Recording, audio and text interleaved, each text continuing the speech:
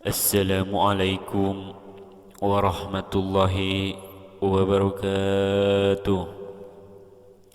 Innal hamdalillah wassalatu wassalamu ala Rasulillah Sayyidina Muhammad ibni Abdillah wa ala alihi wa sahbihi wa mawalah amma ba'du.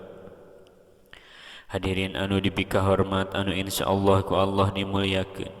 Alhamdulillah urang sadaya patepang deui dina ieu acara anu mudah-mudahan urang sadaya tiasa nambih-nambih kana ilmu walaupun sakedik insyaallah jadi manfaat.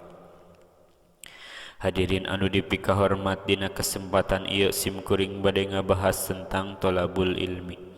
Naon margina sabab di zaman kiwari jelema geus nyepelekeun kana ilmu.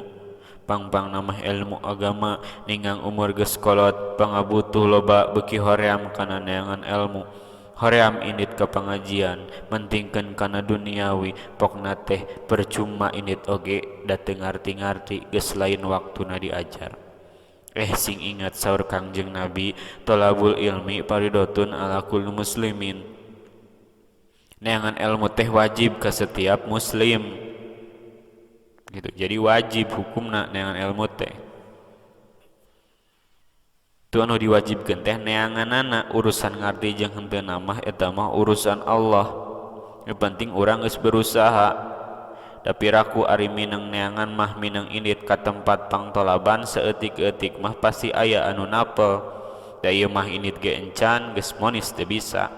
Da batur mah geus pinter ti lahirna. Imam Syafi'i ngadawuh, ta'allam falaisal mar'u yuladu aliman.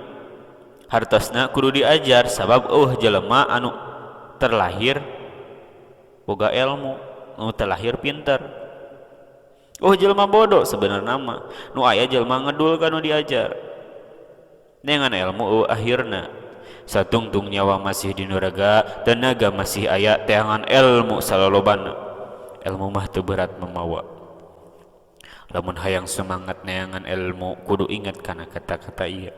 Ilmu mah teu berat mamawa, neangan ilmu teh wajib. Ari ngaran wajib berarti lamun teu ngalaksanakeun berdosa. Urusan ngarti jeung henteu mah urusan Allah, urang mah ikhtiar neanganana. Anu loba ilmu mah hirupna bakal dipermudah moal dibobodo ku batur.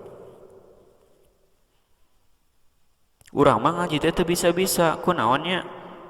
Meureun aya nu salah tina diri urang. Ta'allamu wa 'allamu wa tawaddu limuta'allimikum wa la yalau limu'allimikum. Kudu diajar aranjeun kabeh, jeung kudu ngajar, jeung hormati guru-guru anjeun, jeung kudu bager anjeun kanu ngajarkeun anjeun. Tah geuning ieu adab-adaban neangan ilmu. Urang kudu diajar terus ngamalkeun, kudu ngahormat jeung bager ka guru. Bisa jadi tinu ieu gara-gara nama ieu mah lolobana ka guru teh hormat, ka guru teh teu hormat, loba anu nindas. Dek ilmu barokah di mana adab ka guruna ge teu baleg. Adabna ge alusna ka para orang tua dina ngadidik anakna utamakeun pangheulana adab atawa akhlak. Meh dina nalika budak neangan ilmu teh barokah.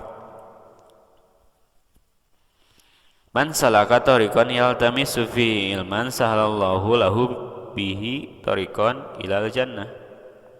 Sisaha jalma anu neangan jalan keur neangan ilmu, Allah bakal ngagampangkeun anjeunna asup surga. Bakal dipermudah ku Allah dina sagalana. Anu neangan ilmu mah rugi. Ida mantab nu adama in qata'a amaluhu ila min salasin. Shadaqatin jariyatin aw ilmin yuntafa'u bihi aw waladin sholihin yad'ulah. Dina nalika jelema maot putus kabeh amalna kecuali 3 perkara: sedekah jariyah, ilmu anu manfaat, jeung anak anu soleh anu sok ngadoakeun. Tah dimulai ayeuna hayu urang sumangat neangan ilmu, batasan umur kana neangan ilmu. Kari urang daek datang ka tempat rotinan di mana wae ayana. Luruskeun niatna ikhlas karena Allah taala. Mudah-mudahan urang sadaya istiqomah kana neangan ilmu, amin ya Allah ya rabbal alamin. Hadirin anu dipika hormat mung sakitu anu dicarios mudah-mudahan aya manfaatna ti sim kuring dialap cekap kirang langkungna ulah kirang-kirang hapunten. Wabillahi taufiq wal hidayah. Wassalamualaikum warahmatullahi wabarakatuh.